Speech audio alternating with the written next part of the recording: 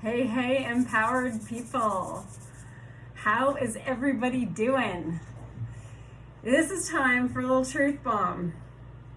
So, in case you don't know me really well, I have been obsessed with time. And this has been going on for a while, just completely obsessed with time. And why? Because I hear it from all angles, and it's such a prevalent part of my life where people are saying, I don't have the time. Or how can I restructure my time? Or how can I be more efficient? And on and on and on it goes.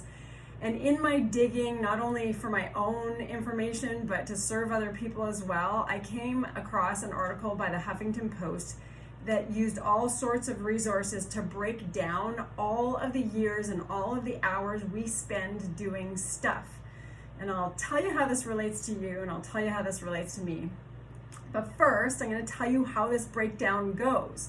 This breakdown is amazing. First of all, we spend over 33 years in bed. And this is assuming we're going to live to around the time of 79 years old.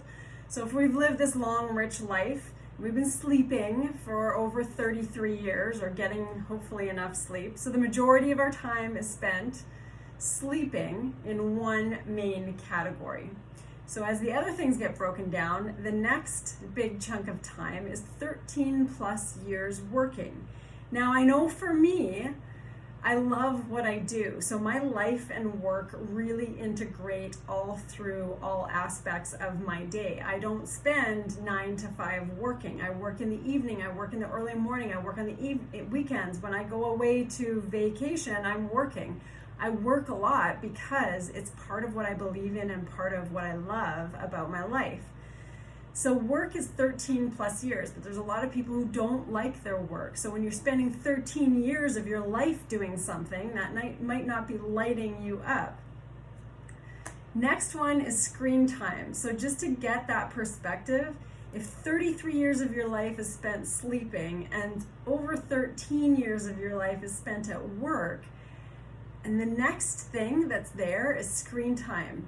Number 3 of the massive amounts of time in your life, number 3 is screen time.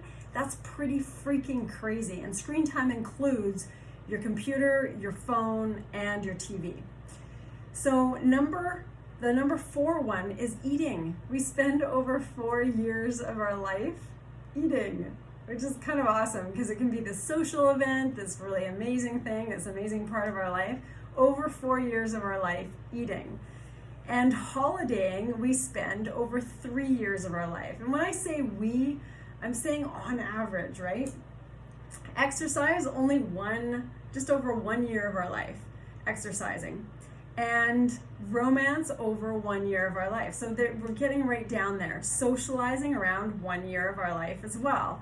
And then school, we have this perception of school taking so much of our life, when in reality, if you've gone to lower school and gone to secondary school, it's about 334 days of our life. Now, if you did some extra certifications or degrees or you keep learning, obviously it's more, and that's me, so it's probably a few years of my life overall.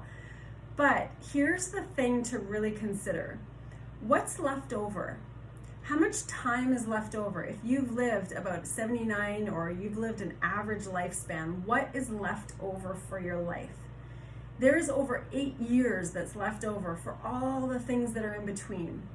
8 years. Now let's say you live over 79 years old, so maybe there's more, but what's the quality of that time?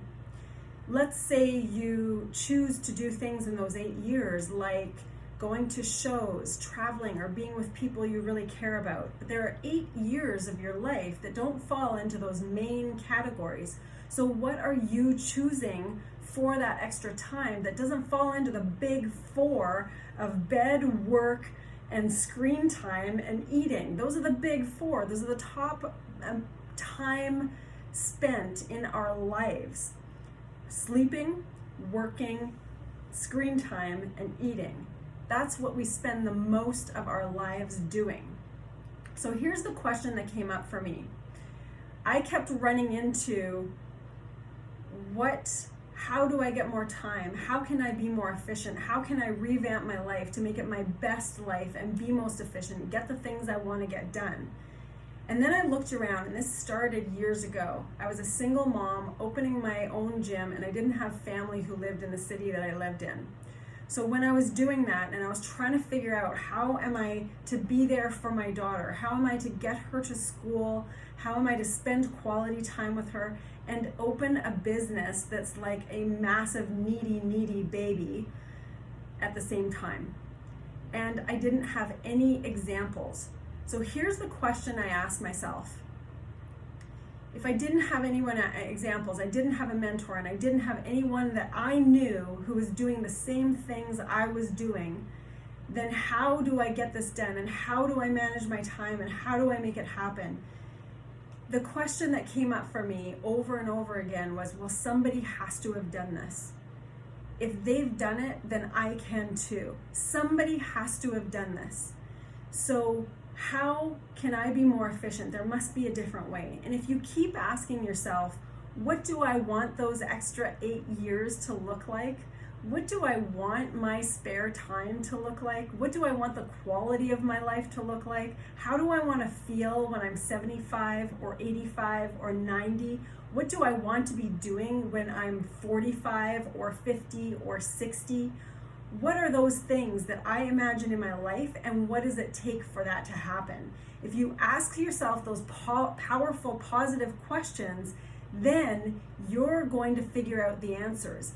Even if you don't have an example, even if no one ever around you has done it before, if you ask the powerful, positive questions, you'll find a way. You'll find the answer. You'll be able to figure it out. And knowing that there's been somebody, maybe not in your life, but somebody who's done it before. And if they've done it before, you can too. So there's my little obsession with time, my little rant and obsession with time. How many years do you have, and what are you doing in those years? And if you asked yourself, how many more visits do I have with my kids if they're living out of the house? How many more visits do I have with my father who lives a 24-hour drive away? And if you start looking at your averages and you average seeing them twice a year, and they might average live another 10 years, then maybe you've got 20 more visits.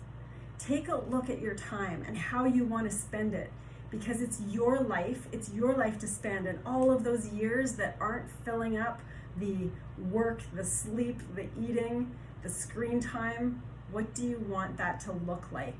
Imagine it, create it, and if you don't know how, you know somebody's done it before, so you know you can too. There's your truth bomb today. Have an amazing day, have an amazing rest of your week, and I will talk to you soon. Mwah!